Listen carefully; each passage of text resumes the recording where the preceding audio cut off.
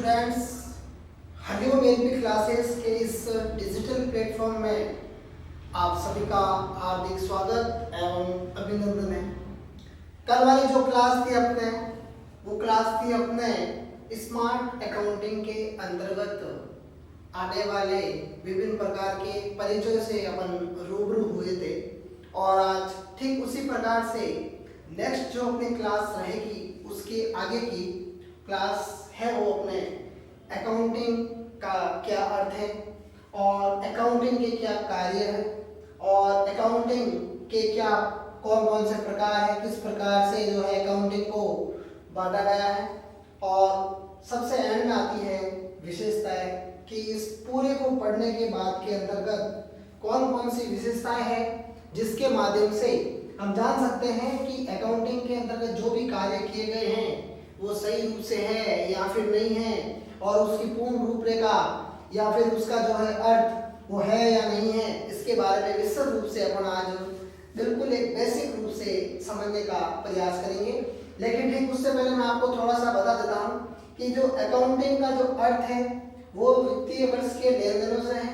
Accounting के जो कार्य है किस प्रकार से खाते में खतौनी वगैरह करना, वो सारे प्रकार के अंतर्गत इसके अंतर्गत 4 टाइप के प्रकार है। विशेषताओं के अंतर्गत अपन लेंगे 3 से 4 टाइप की विशेषताएं। तो देखिए सबसे पहले अपन जो अध्ययन करते हैं वो करते हैं अपन अकाउंटिंग का जो अर्थ है उसको मैं एक मुख्य रूप से मैं आपको थोड़ा सा बता देता हूँ कि अकाउंटिंग का जो अर्थ है क्या है।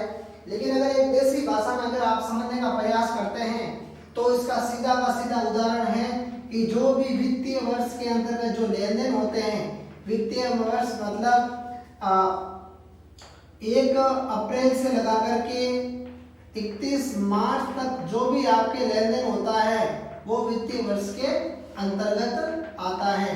तो हमें इसको समझना बहुत ही इम्पोर्टेंट है क्योंकि आपको यही पता नहीं है कि एक साल कहां से कहां तक होता है। 1 जनवरी से लगा करके जो दिसंबर लास्ट है 31 दिसंबर वहां तक आपके साल पूरा इस वित्तीय वर्ष जो मतलब अकाउंटिंग है उसके अंदर आपको नहीं मानना है। केवल आपको कौन सा मानना है, केवल आपको यहाँ से अप्रैल से मानना पड़ेगा कि अप्रैल 1 अप्रैल से लगा करके 31 मार्च तक। तो आइए इसकी थोड़ी सी एक परिभाषा है, उसका अर्थ है और उसको अपन समझने का थोड़ा सा प्रयास करते हैं। मैं चाहूंगा कि आप सभी भी एक बार जो है लिखिए और अपन इसके बारे में थोड़ी सी बातचीत विशेष रूप से करते हैं। देखिए साधारण शब्दों में कहा जा सकता है कि अकाउंटिंग व्यापार के वित्तीय व्यवहारों को नियमित एवं क्रमबद्ध करने का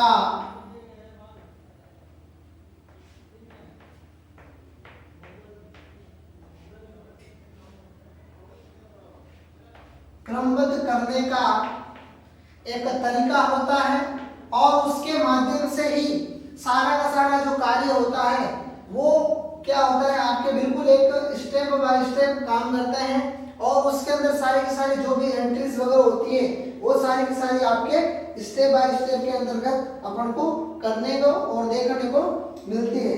लेकिन उसी के अंतर्गत सबसे पहला और सबसे इम्पोर्टेंट जो अपना पार्ट आता है उसको हमें समझना बहुत ही जरूरी है। उसके अंतर्गत जिससे किसी भी समय बाह्य व्यक्तियों से लेन देन वर्ष भर में प्राप्त लाभ हानि एवं एक निश्चित अवधि के अंत में व्यापार की आर्थिक स्थिति का ज्ञान हो सकता है।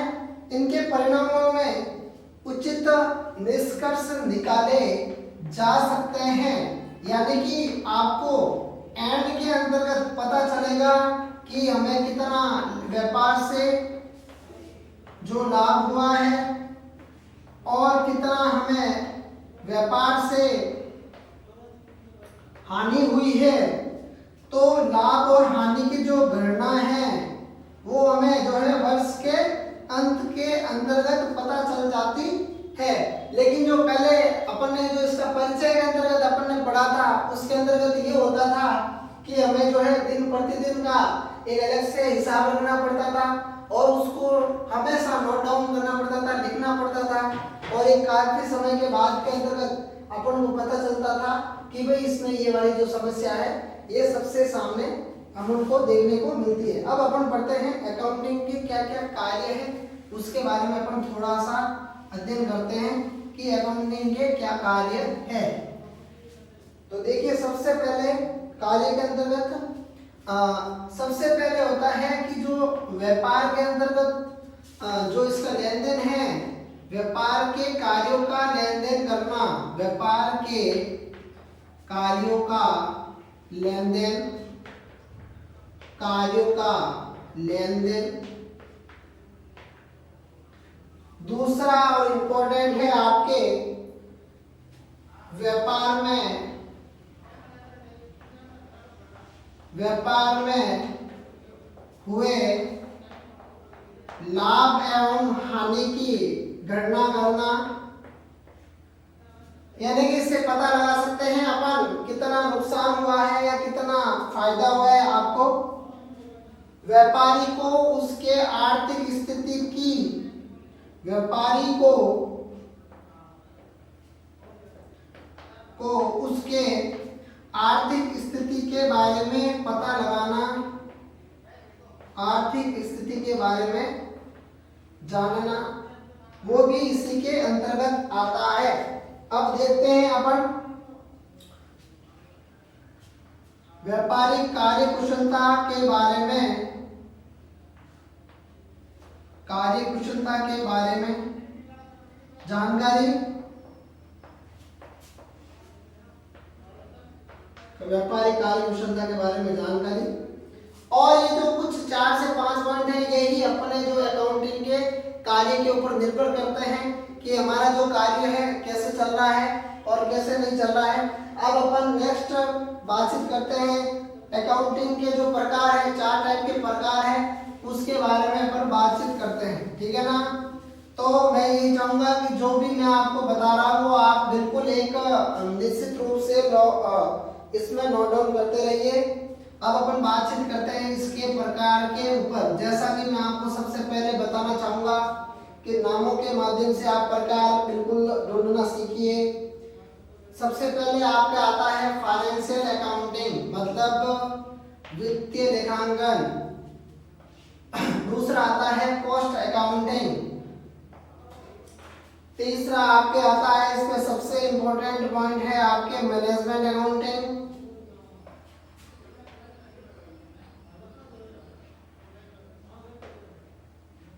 Management accounting. चौथा आपके आता है टैक्स अकाउंटिंग, टैक्स अकाउंटिंग। और 5वां और इम्पोर्टेंट है, वैसे तो अगर दृष्टि से रूप के अंदर देखा जाए तो ये 2 अकाउंटिंग जो है विद्यार्थियों को हमेशा सबसे इम्पोर्टेंट पॉइंट दिलवाते हैं। आगे जिस समय विद्यार्थी बीकॉम करता है प्रथम वर्ष में, सेकेंड ईयर में और फाइनल ईयर के अंतर्गत, और फिर अलग अलग जो सब्जेक्ट के अकाउंटिंग जैसे मैनेजमेंट अकाउंटिंग हो गया, टैक्स अकाउंटिंग हो गया, ऑडिट अकाउंटिंग एक अलग से हो गया, वो सारे जो इसके होते हैं बिल्कुल पार्ट होते हैं, उनको बिल्कुल एक अलग से रूप के अंतर्गत समझना पड़ता है। और फिर धीरे धीरे ये बात एकदम सत्य साबित हो जाती है कि किस प्रकार से हमें कार्य करना है, तो उसके बारे में भी बातचीत हो जाती है। और 5वीं जो अकाउंटिंग है कि अपने 5वीं अकाउंटिंग है क्वांटिटेटिव अकाउंटिंग।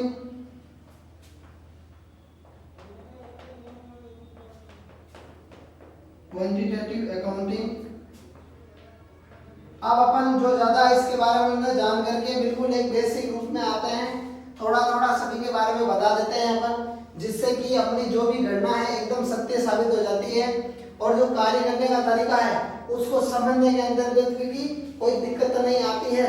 तो हमें सबसे पहले समझना चाहिए फाइनेंशियल, जैसा कि नाम से प्रतीत है कि इसमें फाइनेंशियल मतलब कि वित्तीय लेन देनों का समावेश, यानी कि इसमें व्यक्ति या व्यापारी, नोट डाउन करते रहिए आप सभी, इसमें व्यक्ति या व्यापारी दिन प्रतिदिन का हिसाब के लेन देनों का लेखा करते हैं और उसी अनुसार इसका कार्य चलता है और कुछ समय बाद में इसके सामने परिणाम प्रस्तुत हो जाते हैं, जिसमें कि बहुत सारे कार्य किए जाता है जिसमें कि सबसे इम्पोर्टेंट बात आपके बहुत सारे अकाउंट, फिर इसके अंत के अंतर्गत जो है बैलेंस शीट का निर्माण भी इसी के अंतर्गत किया जाता है। तो ये आपने देखा फाइनेंशियल अकाउंटिंग के बारे में। अब देखते हैं अपन कॉस्ट अकाउंटिंग के बारे में। तो कॉस्ट अकाउंटिंग एक फाइनेंशियल अकाउंटिंग का ऐसा भाग है जिसमें उद्योग संबंधी उत्पाद तथा व्यवसायिक कार्य में प्रयुक्त होने वाले कच्चे माल व श्रम तथा इन पर होने वाले व्यय का वैज्ञानिक एवं नियमित रूप से खाता तैयार किया जाता है, जिसमें कि प्रति इकाई से आपको इसके अंतर्गत इसकी मात्रा का पता लग जाता है।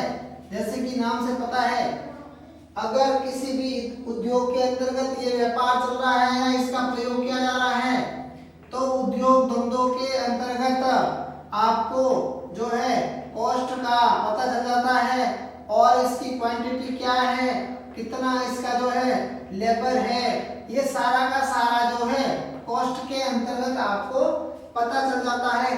मैनेजमेंट होता है, मैनेजमेंट अब इसकी जो है नेक्स्ट वाली पीढ़ी होती है। इस मैनेजमेंट के अंतर्गत सबसे इम्पोर्टेंट बात होती है कि व्यक्ति इसकी जो है प्रस्तुतिकरण, मतलब इसका प्रबंधन से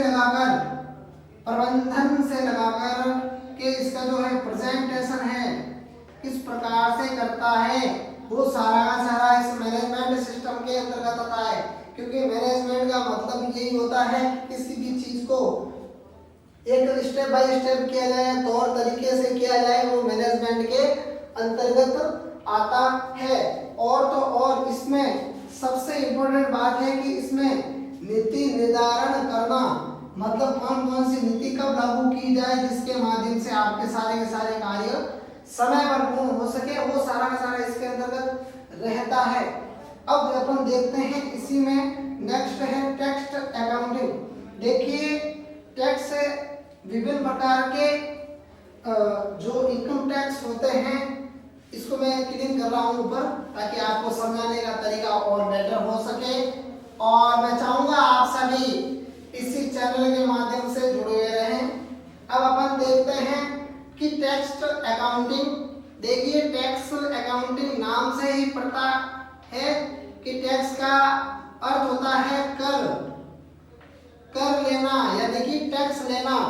और इसके अंतर्गत दो प्रकार से होते हैं।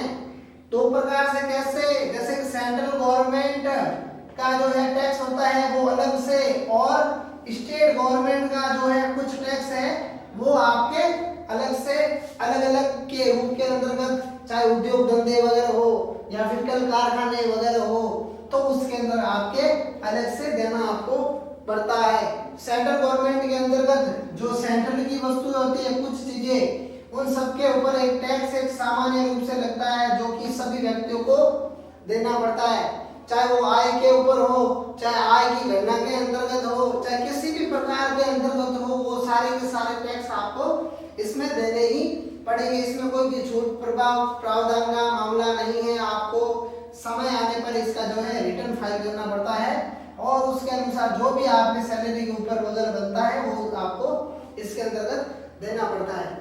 अब जो कर होते हैं जो अलग अलग होते हैं, अलग अलग उद्योग धंधों के ऊपर और अलग अलग व्यवसाय के ऊपर होते हैं।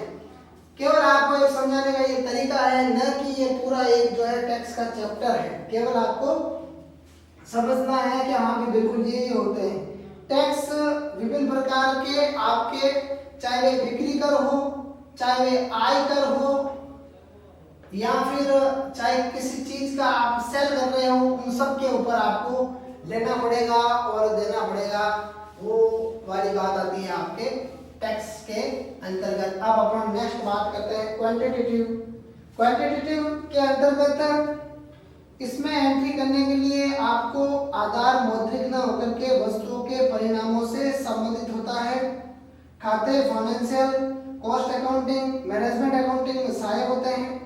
ठीक उसी प्रकार से इनका उद्देश्य व्यापारिक वस्तुओं के क्रय विक्रय और शेष परिमाणिक मूल्यों को प्राप्त करना होता है।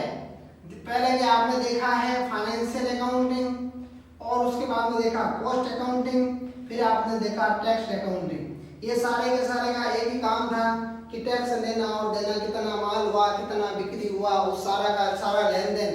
और ठीक उसी प्रकार से और फिर बाद में आपके इसके अंतर्गत आपने देखा मैनेजमेंट अकाउंटिंग के अंतर्गत। तो अब आपने देखा क्वांटिटेटिव अकाउंटिंग। क्वांटिटेटिव अकाउंटिंग के अंतर्गत क्रय विक्रय तथा शेष पारिवारिक सूचनाओं को प्राप्त करना क्वांटिटेटिव अकाउंटिंग के अंतर्गत आता है। अब अपन देखेंगे इसकी विशेषताओं के बारे में। तो देखिए विशेषताएं क्या क्या है, कौन कौन सी है, तो उसके परिणाम स्वरूप अपन जानने का प्रयास करते हैं इसकी कौन कौन सी विशेषताएं हैं। तो देखिए स्मार्ट अकाउंटिंग की जो विशेषताएं है अपन उसको जानने का प्रयास करेंगे। देखिए विशेषताएं के अंदर देखिए प्रत्येक व्यक्ति अपने स्थान पर निर्धारित रह करके कार्य करता है और उसके अकॉर्डिंग ही वह आगे चल सकता है।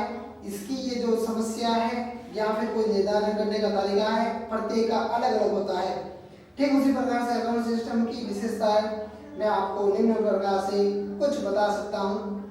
देखिए अकाउंट सिस्टम के अंतर्गत एक प्रकार का एक सिस्टम होता है जिसके अंतर्गत उसके अकॉर्डिंग ही कार्य करते हैं, जिसमें कि मुख्य रूप से लेखों के आधार पर विश्लेषण करना, लेखों के आधार पर विश्लेषण करना और उसके ही अनुसार उसकी व्याख्या करना, वो उसके अंतर्गत आता है विशेषताओं के अंतर्गत। फिर नेक्स्ट बात करते हैं अपन कि इसमें एक आदर्श अकाउंटिंग सिस्टम का लचीला होना वो सबसे इम्पोर्टेंट बात है और उसमें इसके काफी सारे अवसर होते हैं जिसमें कि कभी भी संसाधनों की कमी और कभी भी इसके अंतर्गत वृद्धि की जा सकती है, चाहे वे लाभ हो या हानि हो। जैसे कि आपने देखा होगा कि अगर आपको इस साल 2010 के अंतर्गत आपको चाहे वे इस साल अगर आपको लाभ हो गया है तो जरूरी नहीं कि अगले साल भी आपको लाभ हो, क्या पता आपको हानि उठानी पड़ सकती है। वो सारा का सारा जो मैनेजमेंट सिस्टम रहता है वो आपके रहता है मैनेजमेंट अकाउंटिंग के ऊपर कि आपके जो व्यापार के अंतर्गत प्रबंधन है उसके प्रबंधन करने का तरीका कैसा है उसके ऊपर डिपेंड रहता है। ऐसा नहीं कि एक व्यापार को अपन ने खोल दिया और उसके अंदर बिल्कुल भी ध्यान नहीं दिया जाए तो आपका पूरा का पूरा जो मैनेजमेंट वाला सिस्टम है बिल्कुल खराब हो जाएगा और उस खराब होने की दृष्टि के अंतर्गत आपका पूरा का पूरा जो साल भर का जो बिल्कुल प्लानिंग की हुई है वो बिल्कुल आपके नष्ट हो जाएगी, खराब हो जाएगी और उसके जिम्मेवार आप स्वयं होंगे क्योंकि आपने का बिल्कुल भी कंपनी के ऊपर ध्यान नहीं दिया। अब बातचीत करते हैं नेक्स्ट पॉइंट के ऊपर। अकाउंटिंग सिस्टम ऐसा होना चाहिए जिसके अंतर्गत कि आप किसी का भी जो है अकाउंट देख रहे हैं, खाता देख रहे हैं, उसके अंदर ज़्यादा आपको क्या नहीं लगना चाहिए, समय नहीं लगना चाहिए। ऐसा नहीं कोई एक व्यक्ति आ गया वो कह रहा है कि सर मेरे कितना जो है आप किराने की दुकान से मैंने माल लिया है, 10 आइटम लिए हैं, बताइए आप कितना बाकी है, कितना पुराना है, तो आप लिख करके कहीं भूल गए, कहीं डायरी के अंदर लिख करके भूल गए। तो ऐसा ये करना केवल आपकी जो है नाकामयाबी के ऊपर क्वेश्चन मार्क करता है, बल्कि सबके ऊपर क्वेश्चन मार्क करता है कि आपका मैनेजमेंट का जो तरीका है वो सही नहीं है। अब अपन बातचीत करते हैं नेक्स्ट इसी रूप के अंतर्गत आके कि आपके जो अकाउंटिंग का जो सिस्टम है बिल्कुल स्वच्छ होना चाहिए।